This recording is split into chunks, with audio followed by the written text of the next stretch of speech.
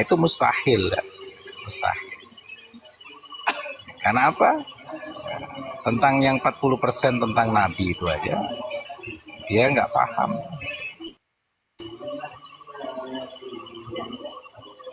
Maka yang 10% saya sebutkan tadi itu DNA terdekat adalah para leluhurmu. Ya, persentasenya sampai kepada canggah ya. Canggah itu seumpama ada cucu, ada buyut, ada canggah ya. Generasi kelima ya. Generasi kelima. Itu 10%. Ya, 30%-nya generasi ketujuh. Maka ilmu DNA ini sebetulnya adalah keterkaitan. Maka jangan heran kepada para wali ya, ketika bertatapan muka langsung ya, tahu gitu loh, kamu itu dari leluhur mana, keturunan mana, itu dia ngerti. Dan kalau memang itu leluhur itu tersambung dengan dia, ya berarti ngomong kamu itu saudaraku. Pasti akan ngomong begitu. Kami itu sama denganku, kamu itu saudaraku.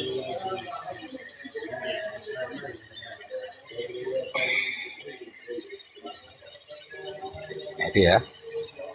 Tentang ilmu dia. Sebetulnya mengenal diri ya mengenal DNA. Dikaji lagi ya, di atas DNA yaitu dinamakan membran. Nah, membran ini nanti masuk kepada kecerdasan semesta sudah. Ya ini masuk kepada kuantum kalau membran.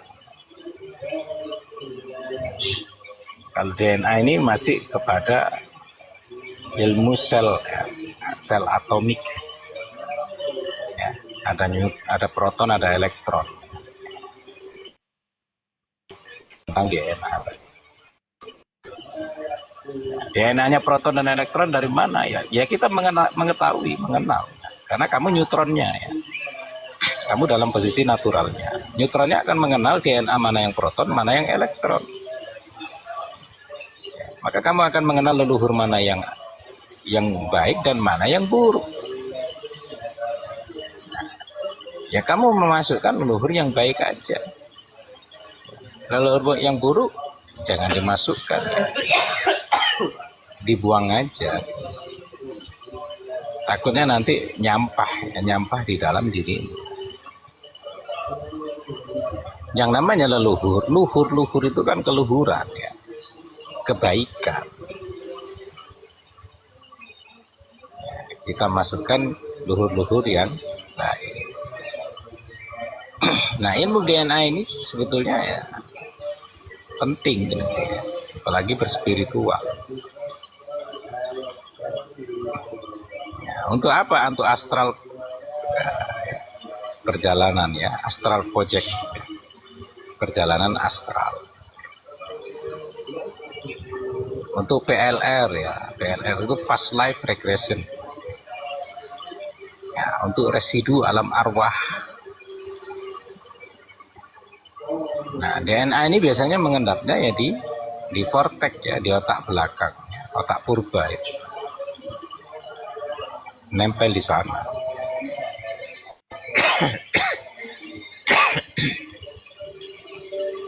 Maka siapa yang bisa mengenal DNA sampai tingkatan 20%, 30% tadi,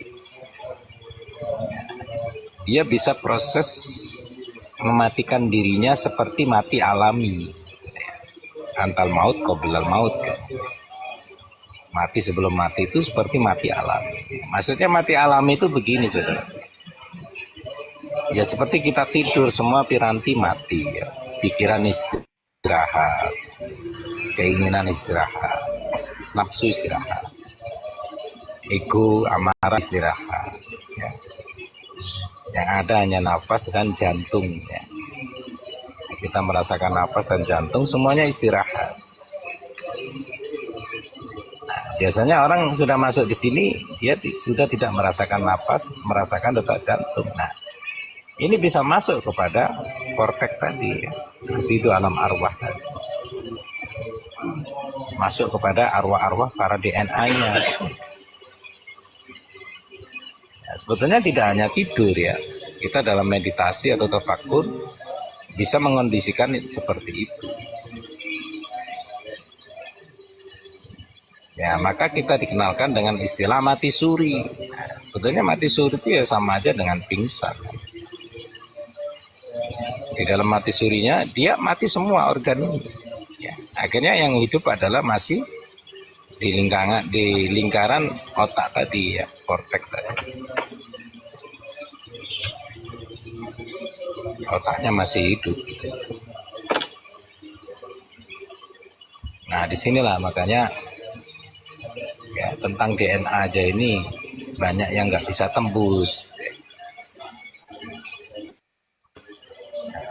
Makanya kita jangan remen para wali ya. Kenapa para wali itu tahu gitu loh. Kamu dari leluhur ini gitu.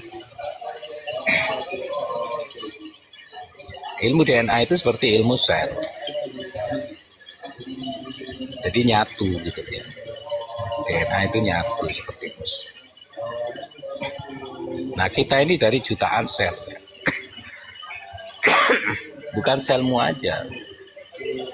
Ada sel-sel dari diri-diri yang lain, termasuk leluhurmu.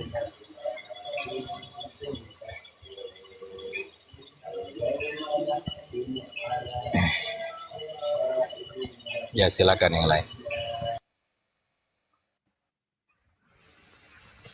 Alhamdulillah, makasih Abah. Abah, boleh nanya Abah? Boleh.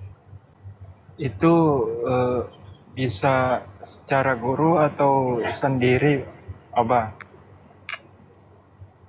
Maksudnya menyambungkan masuk ke DNA itu kan tentunya kalau lebih cepat pemahaman itu melalui asbab, entahkah lewat guru itu.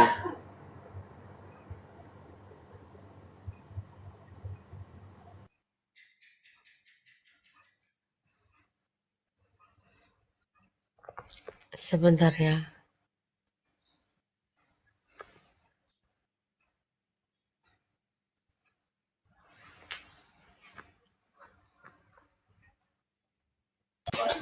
Ya, semua guru nafsiyah, guru zohir, seperti saya menyampaikan begini ya, itu adalah teori ya, guru teori. Nah, guru teori kan bisa berupa buku ya, bisa berupa kamu mendengarkan seperti kajian-kajian begini. Nah, guru sebenarnya guru atau guru sejati yaitu adalah gurunya diri sejati gitu ya. Disebut guru sejati itu karena dia guru bagi diri sejati. Nah, diri sejati itu yang disebut jiwa. Nah, ya, jiwa ini punya guru, namanya guru sejati, guru jiwa. Nah, guru jiwa ini yang disebut guru rohani, ya, atau disingkat dengan sebutan guru ruh. Nah, guru ruh ini biasanya datang langsung dihadirkan oleh murabbi, ya, oleh Allah. Kita mengenal kalau di dalam taklim dengan sebutan mu'alim ya. Ya. Alimin yang dihadirkan oleh siapa? Mu'alim. Mu'alim itu ya para alim yang lainnya. Ya, para orang yang berilmu lainnya gitu. Tapi kalau murabbi itu korelasinya guru sejati yang dihadirkan oleh Allah, Rabb itu sendiri. Nah, guru sejati itu sebetulnya ya seperti kalau saya contohkan ya malaikat Jibril ya, Khidir. Nah, itu guru sejati, guru jiwa gitu. Nah, paling rendah guru sejati disebut leluhur Yang saya sebut tadi itu DNA tadi leluhurmu sampai ke 5 generasi ya. Kalau sampai ke 7 generasi bagus. Ya, maka jarang yang sampai 7 generasi itu disebut dia mengenal DNA 30%. Ya. Di atas 7 generasi sampai kepada Nabi, nah itu 40%. Ya, DNA-nya 40% sudah dikuasai. Terus siapa sebenarnya guru semuanya? Semua harus dijadikan guru ya. Baik guru zahir, guru nafsi atau guru teori, baik juga tentang guru ruhani ya. Tentang Jibril, tentang Khidir, tentang siapa ini? Para leluhur gitu ya. Biasanya guru zahir atau guru nafsiyah itu menunjukkan kecantikan yang ada di dalam dirimu, di dalam kolbumu, keindahan apa yang di dalam yang disebut batinmu, yaitu jiwamu, keindahan jiwamu. Biasanya guru zahir begitu. Nah, tapi kalau guru batin atau guru rohani itu yang menuntun ya, yang memperjalankanmu dari generasi ke generasi atau dari menjalankan kamu dari dimensi ke dimensi ya. Sampai ketemu di dimensi DNA 40% tadi ya, sampai kepada Nabi tadi. Cukup kita itu 40% aja mempelajari tentang ilmu DNA.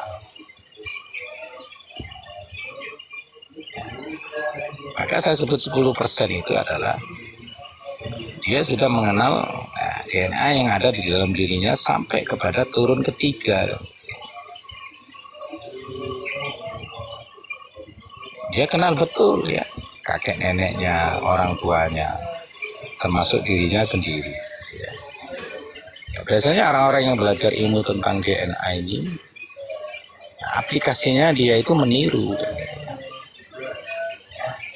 Jadi dia itu banyak kehidupan selalu bersama kakek nenek dan orang tuanya. Dan dia adalah wujud dari pengejawantahan itu. Makanya dia akan mengaplikasikan yang baik-baik dari mereka, dari leluhurnya tadi.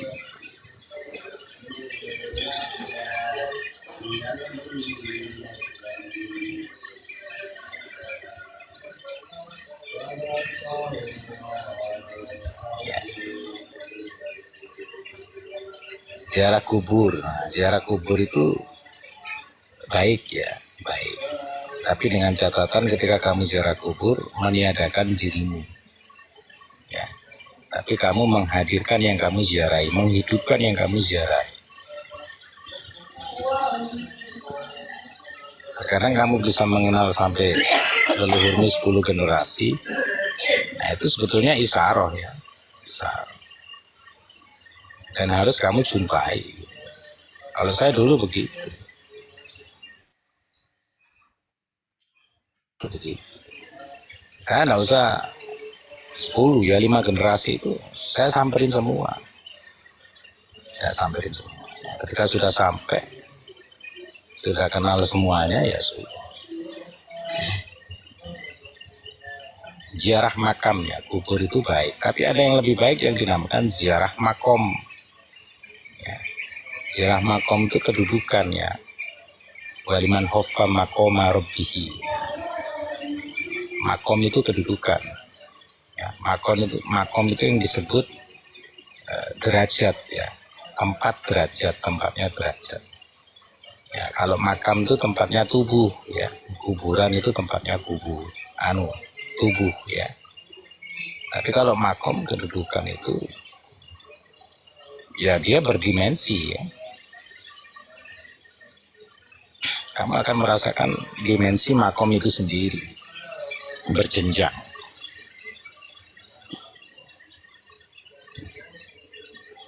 Maka kita dikenalkan alam-alam itu sebetulnya dimensi. Ada Jabarut, ada Lahut, Malakut. Nah itu jenjang-jenjang yang dinamakan dimensi. Ya, kedudukan itu sendiri.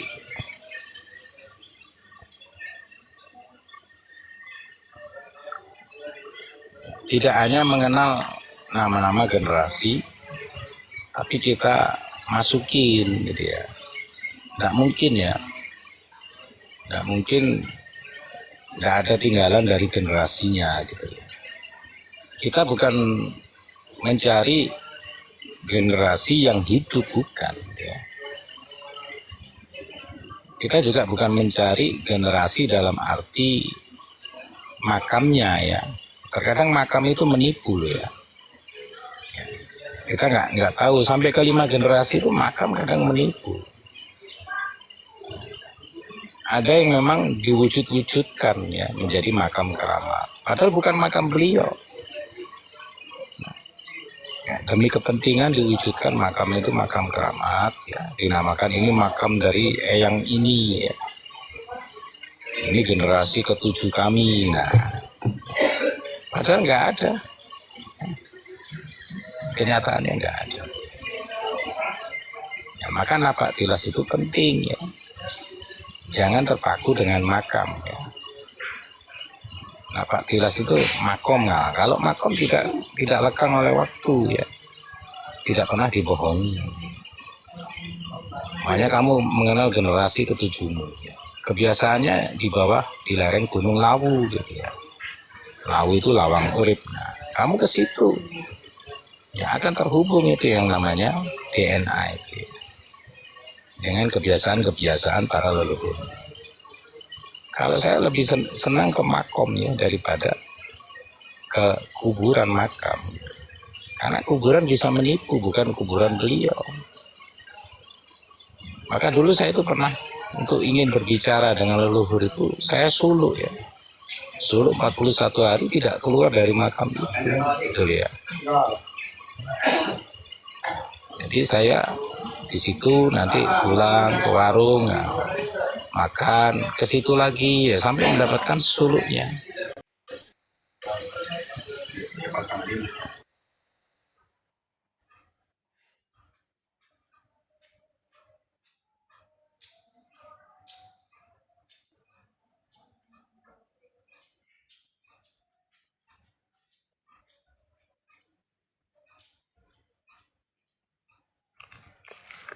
Alhamdulillah.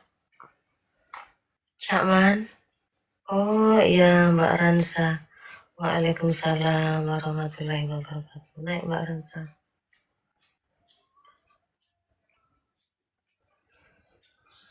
Bang Sira mau naik kah? Bang Sira mau naik? Ada Bang Sira tuh. Assalamualaikum.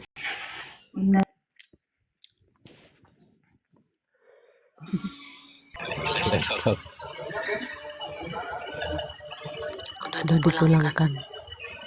Maka kebanyakan orang IQ-nya tinggi-tinggi tadi. Ya, dia sudah masuk kepada DNA. Nah, sebetulnya ilmu ikhlas itu di atas DNA yang disebut kuantum, disebut membran. Kalau membrannya di atasnya sel. Setelah membran menjadi bakteri. Nah, bakteri ini sama Dr. Yu diberi kaji bahwa kumpulan bakteri akan bisa menjadi sewujud manusia, dibentuk menjadi manusia. Jadi manusia itu nanti bisa diciptakan.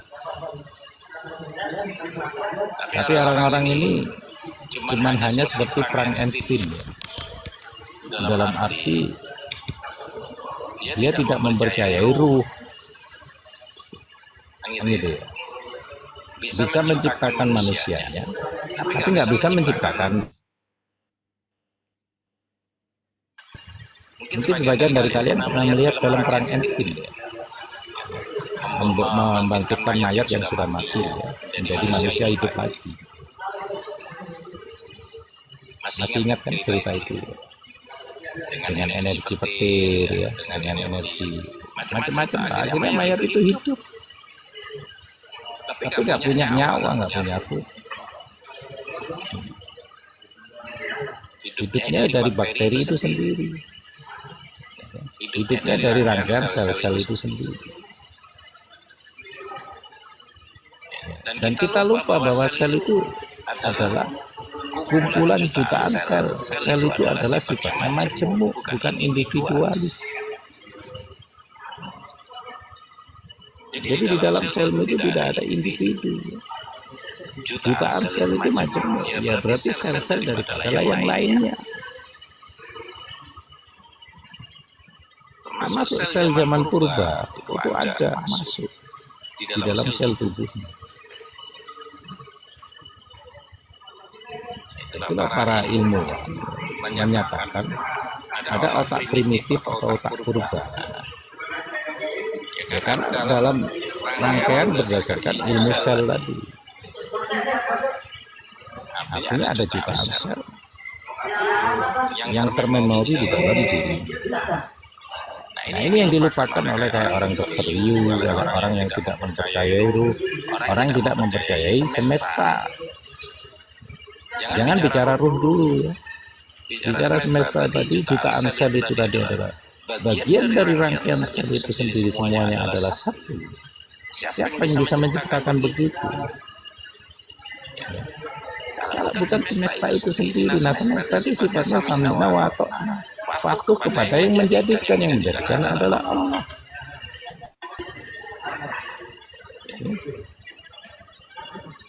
Ketika kamu membangkitkan atau membuat bakteri-bakteri tadi menjadi manusia yang tanpa ruh dan tanpa kecerdasan semesta, apakah yang kamu jadikan itu taat kepadamu? Enggak mungkin.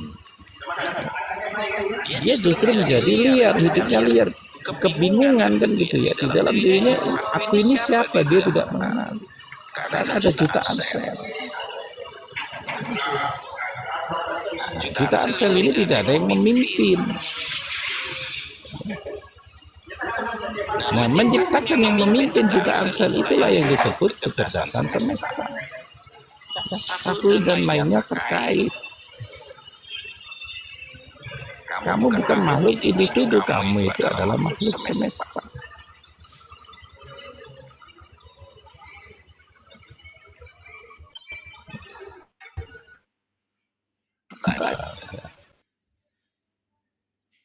Manusia itu hidup bukan hidupnya dengan jutaan sel yang saling membentuk kehidupan.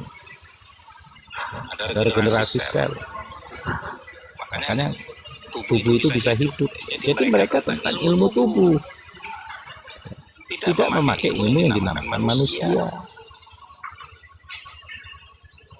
Kalau ilmu tubuh apa gunanya? Apa gunanya? Kucing pun, kucing ataupun anjing, kalau itu yang menjadikan manusia, bukan semesta, dia tidak akan nurut pada dirimu. Yang membuat dia nurut kepada dirimu, ada keterikatan yang dinamakan kecerdasan semesta. Antara kamu, semesta, dan kucing itu ada lingkaran simbiosis mutualisme, kesadaran yang dipadukan. Kesadaran yang dipadukan. Dan itu bukan ciptaan manusia dan ciptaan makhluk apapun, tidak bisa.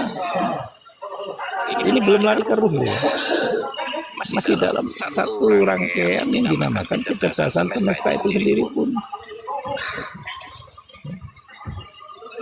Jadi istilah kecerdasan semesta itu untuk semua, bukan untuk manusia, untuk hewan, untuk tumbuhan, untuk batu, untuk gunung, untuk lautan, untuk air, untuk bumi, untuk langit. Jadi kecerdasan semesta ini saling keterkaitan, tidak hidup individualis. Makanya kalau kamu merasa dirimu itu adalah individualis, sama egoisnya sekarang ketika kamu menyatakan aku ini sendiri. Segala sesuatunya karena aku bisa sendiri. Nah itu egois. Dan kodratnya, kenyataannya kamu adalah makhluk majemuk. Bukan makhluk individu.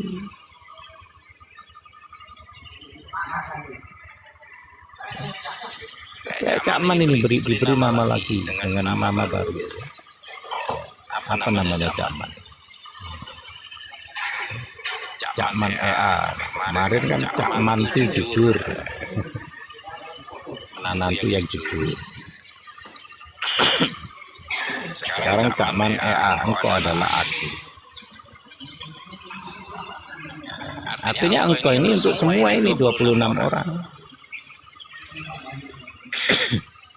Ya, 26 orang ini ada di dalam diri Cak Man yang disebut aku.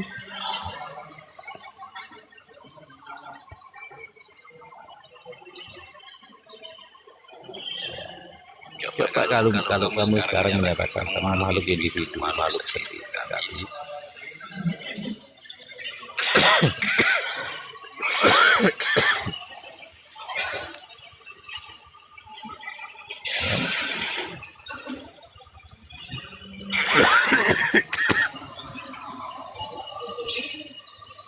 Aman. Ketika saya Lanjut. menyepi ke gunung, ya, menyepi ke sungai, menyepi ke pantai, saya menyatakan mereka semuanya adalah diriku, sama. Mereka semua yang menjagaku juga. Saya mau minum air sungai itu pun pamit dulu, gitu ya. Wahai nur alam, ya. Wahai penunggu jagat, namanya kamu di Gunung Lawu, ya. Penunggu jagat Gunung Lawu. Wahai penguasa, wahai yang bau rekso, ya. Saya mesti begitu. Izinkan aku meminum airmu sedikit, ya. Karena aku juga dirimu, yang haus dirimu, yang segar, yang lega nanti juga dirimu. Saya sering begitu. Gak ujuk-ujuk langsung minum. Ya, kita ada ikatan semesta. Maka semesta mendidik kita itu sebetulnya orang-orang yang tepos seliro, gitu ya. Tepos seliro itu istilahnya ya punya adat istiadat, punya kebiasaan yang saling menghormati, saling menghargai. Tidak ucap-ucuk, ya. Tidak gerutak-gerutuk, ya.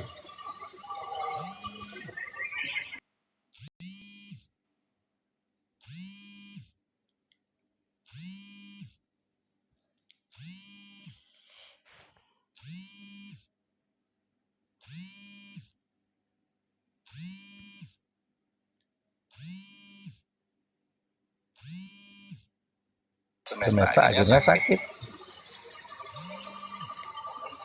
Coba kita sinergi, akhirnya ya bisa disembuhkan segala penyakit. Gak ada penyakit yang tidak disembuhkan. Semua penyakit bisa disembuhkan, ya, ketika kita sinergi dengan semesta itu sendiri. Nah, bagaimana caranya? Ya dilatih. Ya silakan ya. Ya Abah, terima kasih Abah, sehat selalu Abah.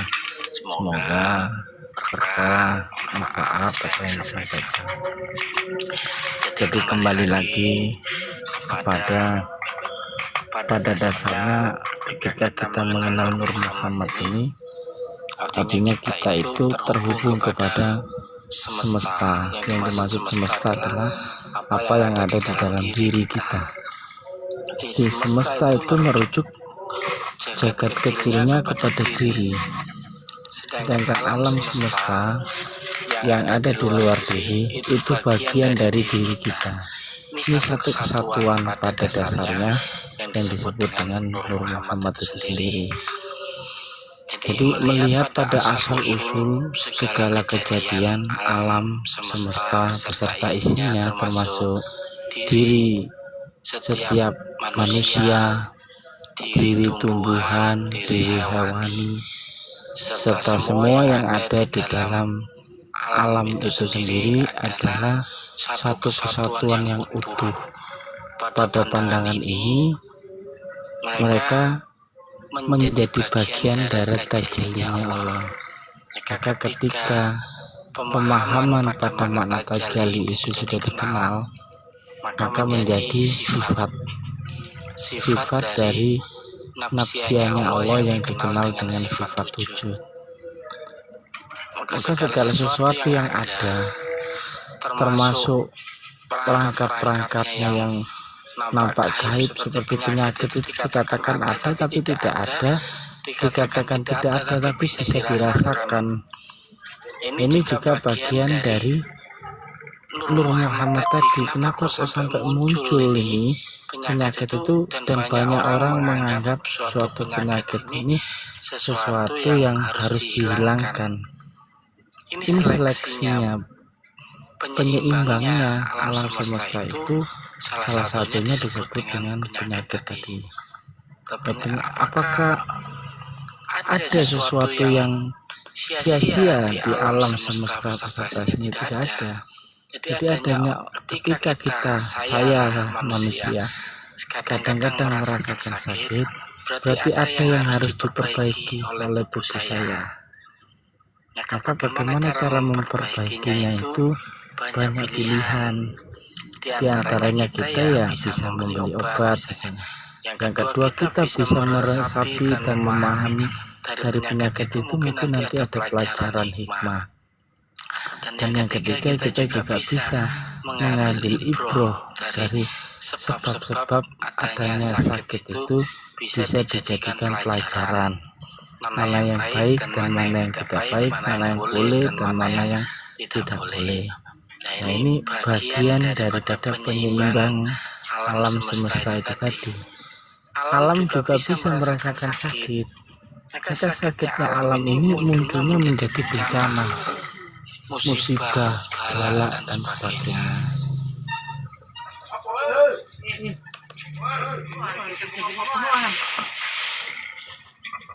Jadi banyak sekali yang bisa kita jadikan pelajaran untuk mengenal alam semesta itu sendiri.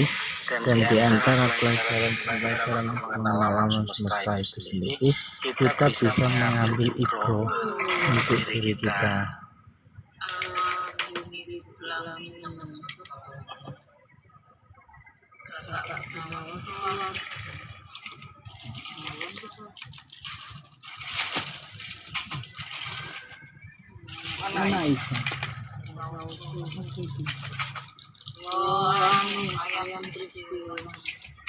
Jadi banyak sekali yang bisa kita ambil dari pelajaran yang tersirat di alam semesta itu untuk kita selalu terhubung. Hanya orang yang ingin mengambil pelajaran itu sampai-sampai mengatakan bahwa dirinya inilah satu kesatuan yang utuh dalam makna aku tadi. Aku adalah engkau, engkau adalah satu. Aku dan engkau ini satu kesatuan sebenarnya. Kenapa begitu? Karena saling terkait antara diri yang zahir dan diri yang batin. Engkau dan aku ini adalah satu kesatuan di dalam diri tadi. Ketika kita memandang sesuatu selain aku, maka itu ibarat kata kita melihat diri yang zahir kita. Maka ketika memandang kepada aku, ini diri yang batin. Kata aku ini kalau kita kaji di dalam kajian tasawuf, aku ini akunya Allah dalam arti segala afalnya Allah, asmanya Allah, sifat dan zat Allah ini terangkum di dalam makna innani anallah. Ini puncak penghabisan dari alam zikir tadi. Ini yang tersirat di alam semesta beserta isinya itu ada di dalam aku. Maka aku yang ada di alam semesta beserta isinya ini diri yang batin, yang wujud, yaitu Nur Muhammad itu sendiri. Dan Nur Muhammad ini tajallinya Allah. Jadi aku di sini adalah makna dari tajalli Nur Muhammad itu sendiri, yang mengatakan aku. Ini pungkasannya penyaksian di situ. Kata aku ini puncak dari penyaksian. Ketika akunya sudah tiada, tiada lagi penyaksian. Yang ada hanya dia saja. Dia di sini dimana hu dalam kaidah zikir nafas tadi kita mengambil sirnya. Sirnya duduknya di nyawa. Ketika sudah bicara nyawa, itu tidak ada lagi keakuan diri, tidak ada lagi identitas, tidak ada lagi pengenalan. Tapi dia mengatakan hu dalam makna sir itu tadi, yang ada hanya rasa. Isyahada, musyahada itu ada di dalam engkau dan aku. Engkau di sini ya hu itu tadi, atau engkau mengatakan hu itu huwa itu dia itu sir tadi. Maka engkau dan aku di makna ahad tadi, satu kesatuan yang utuh antara zahir dan batin itu ahad tunggal, melihat pada semesta tadi. Ketika melihat jagat gedenya, alam semestanya, itu ada engkau dan aku, ada dua anasir yang menjadi satu kesatuan di dalamnya. Ketika melihat kepada aku, melihat kepada batin, melihat kepada engkau, melihat kepada zahir. Karena macam ini kan AI yang engkau dan aku, bahasanya adalah masih ada zahir dan batinnya. Zaman ini secara zahirnya dia memandang kepada sirnya Allah tadi, yaitu duduknya di nyawa. Dan ketika memandang kepada aku, ini kepada akunya Allah, dimana tajalinya Allah, dimana Nur Muhammad tadi, dimana naik turunnya nafas itu sendiri. Jadi tadi pagi kita mencoba mengupas hakikat dari syahadat tadi. Ketika melafadzkan kalimat la ilaha illallah, duduknya di nyawa. Ketika disambungkan dengan aktofnya wa asyhadu anna Muhammad Rasulullah, maka duduknya di nafas. Antara nyawa dan nafas ini satu kesatuan pada dasarnya, tapi ketika dikenal, dia itu seakan terpisah. Ketika kita mengenal nyawa tadi, kita mengenal sirnya. Sirnya duduknya dirasa. Ketika mengenal nafas tadi, kita mengenal pada segala sesuatu yang sifatnya jauhar. Nafas ini nanti menjauharkan. Dia akan mengenal. Nafas ini kalau kita kaji, di dalamnya itu ada energi tadi. Kita menyebutnya energi. Di situ ada min plus, ada proton, neutron, karbon dioksida, segala perangkatnya ya. Ini bagian dari kelembutan latifah tadi. Latifah itu pada dasarnya kelihatannya nggak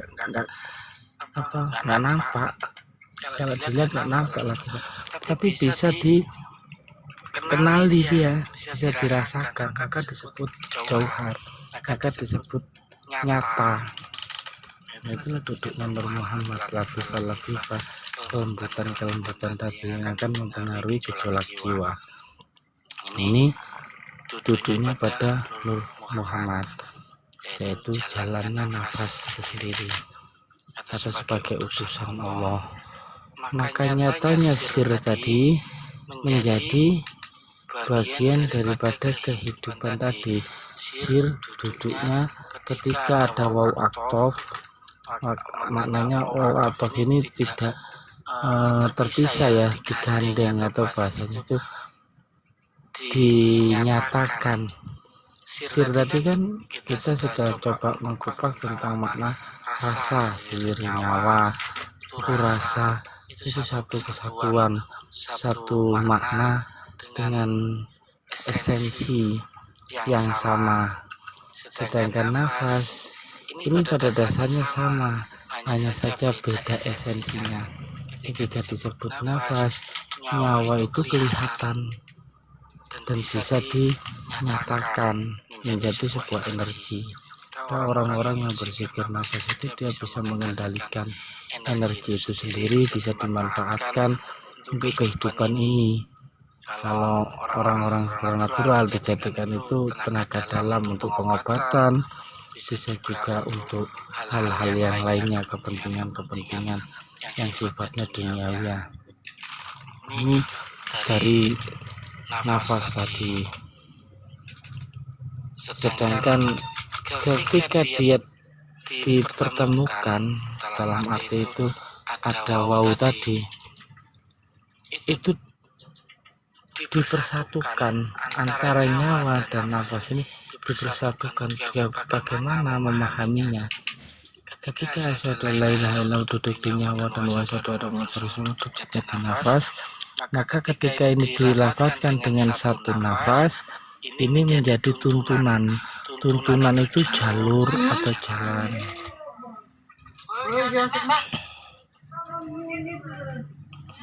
Ya itu dulu ya dari saya. Mungkin teman-teman ada yang ingin menyambung, menyampaikan, bertanya silakan. Saya izin nanti jam 7 off ya Bunda ya, sampai jam 7 saya ya kawan ya. Silakan dilanjut.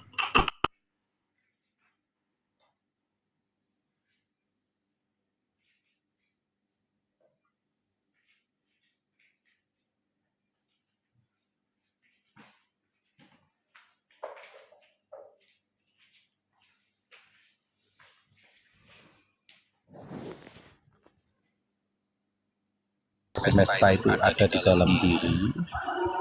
Nah, maksudnya itu ada di dalam batin gitu ya.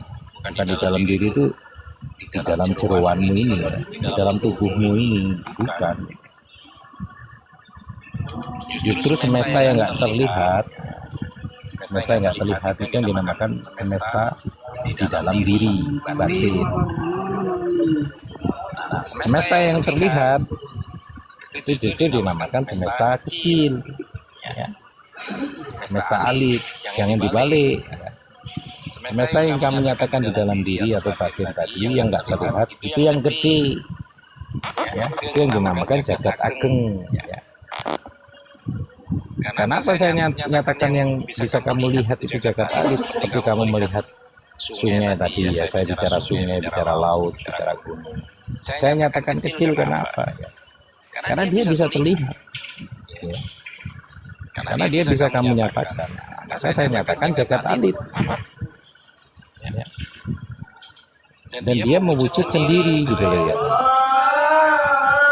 Tapi kalau bicara batin yang di dalam, nah, itu yang bersama. Ya izin dulu ya Bunda, udah Isa.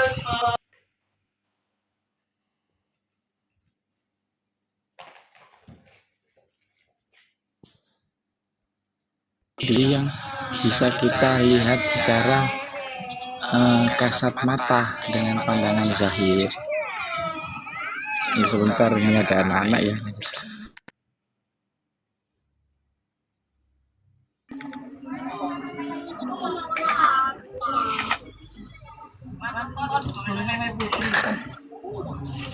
Ya, jadi kembali lagi ke jagat gede yang dimaksud itu adalah jauhar ya. Jauhar itu zahir. Zahir itu nyata ya. Segala sesuatu yang nyata itu membawa sifat Nur Muhammad. Tapi sesuatu yang sifatnya batin itu membawa sifat Nurullah atau Nurillahi, orang mengatakan itu sifatnya batin, sifatnya membawa keakuan diri. Yang batin itu membawa sifat nafsiyah. Sifat-sifat nafsiyah ini maujud menjadi penzairan tadi, atau kita sebutnya alam ya. Alam artinya alif lam. Alif lam itu artinya sudah ada proses, ada asal usul segala kejadian. Ini yang dikatakan jagat gede itu pada pandangan hakikat menjadi jagat kecil. Kenapa? Karena esensinya ada yang lebih tinggi, yaitu semesta itu sendiri yang dikatakan jagat kecil, seperti titik itu sendiri ternyata di dalamnya itu meliputi semua huruf. Padahal kecil kan titik. Jagat gedenya adalah huruf-huruf tadi, harfiah tadi, ayat-ayat yang nyata tadi itu jagat gede. Ya, jagat gede itu dibalik. Dalam pandangan hakikat itu menjadi jagat kecil. Jagat gedenya itu ternyata ada di titik itu. Karena titik ini yang akan mengantar kepada nuktah, pada ketiada terbatasan atau yang disebut transenden, atau sampai pada sifat manusia, sifat aku tadi. Maka alam semesta ini tidak bisa menampung datku, kalau tidak salah ya bahasnya. Tapi orang-orang yang beriman itu bisa kalau bumi ini menjadi baitullah. Karena nanti kajiannya ke situ, hakikat kalau bumi ini baitullah. Jadi bukan jagat gede itu baitullah, tapi kalau bumi ini itu maksudnya tadi.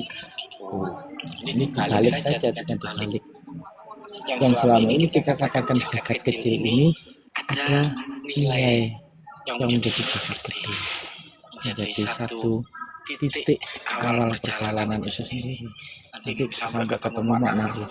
Ketika memahami alam ruh tadi kan kita terjeda ya, maksudnya itu ada ketidak sinkronan. Tapi kan nanti kalau dipaksakan pemahaman itu nanti bisa rusak pandangannya. Jadi ketika pada pandangan ruh, ini pandangan yang tiada batas. Ketika di Sidratul Muntaha yang tadi siang kita coba kaji ketemu Bang Putra tadi, dia mentok di situ. Itu membawa sifat, tapi sifat ini hanya mengantar kepada tingkatan, kalau di kisah Mi'raj itu sendiri sampai di langit ketujuh itu ditanggalkan semua. Ditanggalkan kemana?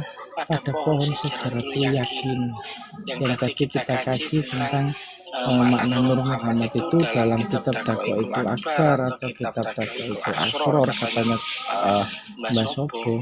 Itu ditanggalkan di situ semua. Sifat-sifat keakuan diri kemelekatan itu diletakkan di situ, disandarkan pada pohon namanya pohon Syajaratul Yakin. Maka pohon Syajaratul Yakin ini mempunyai 4 cabang.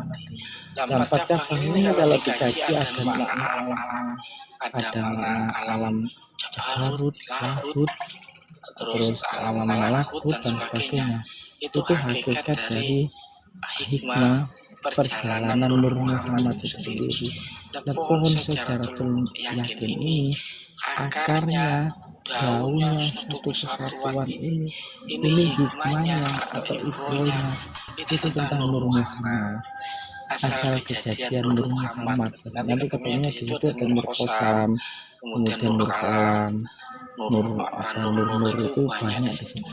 Itu diletakkan semua pada sebelum masuk ke Sidratul Muntaha, ke puncak kesadaran itu harus diletakkan keakuan diri, sifat-sifat kodim, sifat-sifat wujud, semua sifat-sifat yang dikenal.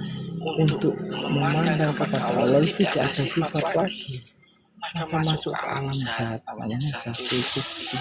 Zatul Bukti itu sederhana memahaminya ketika kita lah, saya ini ketika ada di alam kandungan itu sendiri. Ini satu kesatuan yang utuh kalau sudah bicara alam zat.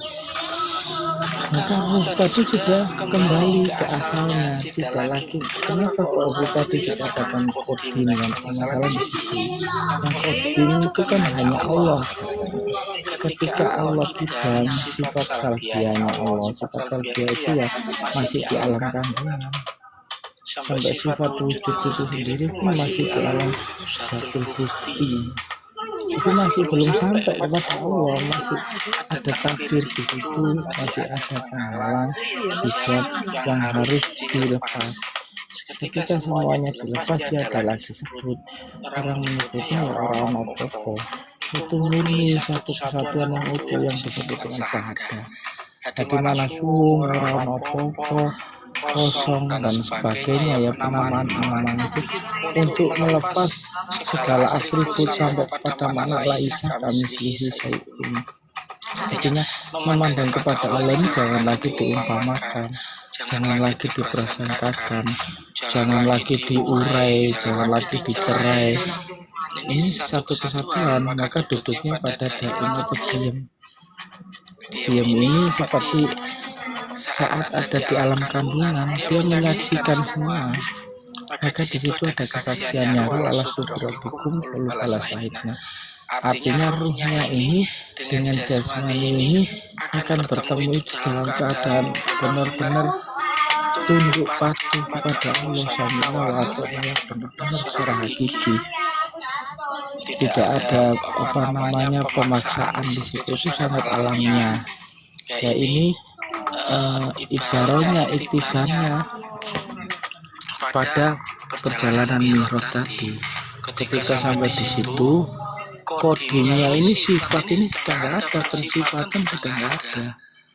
Dan tujuannya kenapa ruh itu membawa sifat kodim untuk mengantarkan sampai ke puncak tadi. Nah nanti dari mana tadi saya nanyanya, dari mana ruh itu berasal? Ya dari Allah. Nah dari mana sifat itu berasal? Ya dari zat.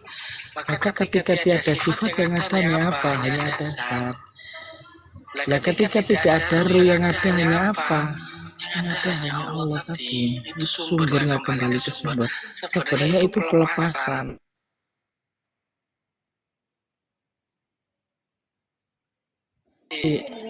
Ketika masih terjangkau keakuan, masih merasa nggak bisa, sifat itu bukan Allah. Karena masih di bawah, nggak dilepas sama dia. Jadi kepemilikan sifat nafsianya itu masih menempel. Sifat nafsiah itu sifat keakuan diri. Nah, maka dituntun dengan syahadah tadi. Kenapa kok dituntun dengan syahadah? Karena syahadah ini jalurnya. Ketika seorang mukmin ini berserah dirinya kemana? Berserah diri itu pengembalian, jalan pulangnya kemana? Katanya barisnya itu lewat mana? Lewat ini dalam arti itu untuk mengembalikan itu sendiri. Kajiannya bagaimana kita memahaminya? Ya kajiannya kepada syahadat tadi. Jadi tujuan dari ruya kodim itu akan sampai kepada musyahadah, penyaksian yang hakiki. Ketika dimaknai mi'raj itu secara umum ya, melepaskan urusan duniawi, urusan fana tadi, urusan melesat ke alam langit. Artinya keakuan dirinya dilepas semua, ditanggalkan langit demi langit. Nur tadi dilepaskan, ada 7 nama lain dari Nur Muhammad itu. Yang paling rendah nama Nur Muhammad. Ini nama yang paling rendah itu di atasnya adalah di satu kepada tadi Nur Khodim. Nur Khodim tadi itu sampai ke situ. Ruh itu membawa makna sifatnya Nur tadi. Nurullah yang Nur Khodim, Nur Ihsan, ada Nur